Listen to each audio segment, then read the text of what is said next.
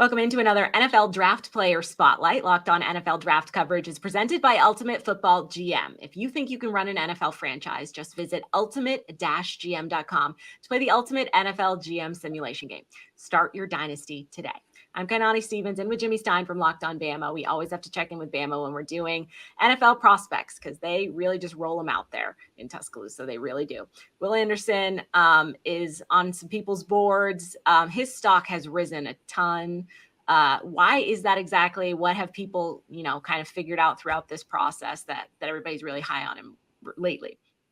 Amazing production. I mean, the production in Alabama, unbelievable. Going back to his true freshman season, his sack numbers, his tackle for loss numbers, playing in perhaps the toughest conference in college football, unbelievable. But I think the reason that he could be rising draft boards late, as if there was any room to move up, right. Personality, he's always reminded me, this is kind of a crazy comparison, and I know to most people this won't make sense, but Will, as I've gotten to know really well in his 3+ years at Alabama, he reminds me of LeBron. And by that, I mean, the way he carries himself, he has the right answer for a lot of questions.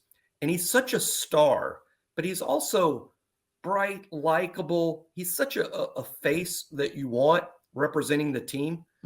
He has just the way he carries himself. He carries himself like he's been a superstar in the pro game for quite a while. I think for a lot of these guys, that it's an adjustment, right? When you go to a large media center and you're dealing with interviews every day, and Will handles that so extremely well.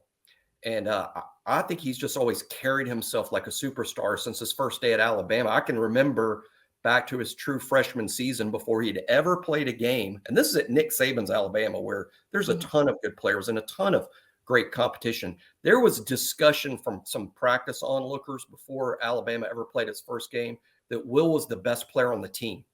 And that's maturity. It's not just the playmaking, it's the maturity for people, credible people to say, I think this true freshman is the best player on the whole team. He's going to show up in an NFL camp where people may say the same things about him at that level, and he's going to handle it so well. And I think that's why, even as the draft grows even closer, Will has never fallen. Will has done nothing but move up. It's a very interesting comparison you make to LeBron. That reminds me a little bit of Christian Wilkins when he was at Clemson. Dabo Swinney said he'll either be, a Pro Bowler, a Hall of Famer, or he'll be the president, because that's just how he is personally. So you can't really knock that, because when you bring that kind of confidence, that leadership to a team, especially a good team like Alabama, and then to the next level, obviously that's a huge thing to have. As in terms of on the field, is he as advertised, skills, size, all that stuff? He really is. I would start with this. I think you'll see from the Mel Kipers and the Todd McShays and Daniel Jeremiah's that they'll say Will Anderson is the best pass rusher in this draft, and that's true if you look at the numbers. But the reason that he's so good is he's an every down linebacker. This is a guy that made nearly 100 tackles in his sophomore season at Alabama. 100. When you're a pass rusher, when you're coming from one side, it's pretty easy to run away from that guy, right? I mean, he's going to take over his half of the field, just run to the other side of it. Will's a great pursuit player. I think he could play inside linebacker and be highly effective just as an off-ball linebacker and not as an outside pass rusher. His all-around ball skills are outstanding, and he's not just a one-trick pony. This is not he'll be the best third down rusher in this league. He's not that at all. He's an every down player who's just as effective against the run as he is the pass. That's why he's a great player. We talked a little bit about, when you're a top pick, you don't always necessarily go to a great team, right? So when you come from a school like Alabama where you're super successful, and then you go to somewhere where maybe they haven't won a lot, they might not win a lot right away.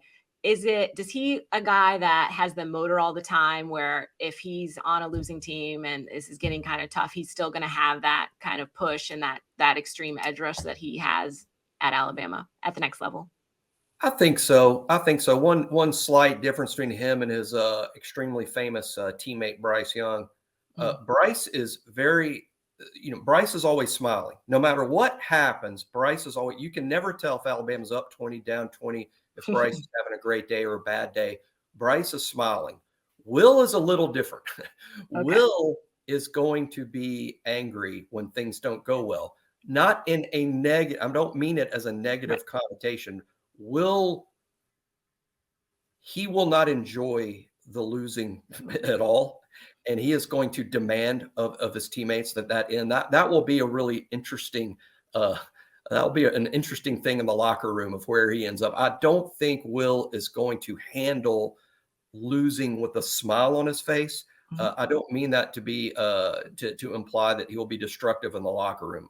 What I mean to imply is he's not going to be your friend if it's not going well. He will want the team to be successful or else.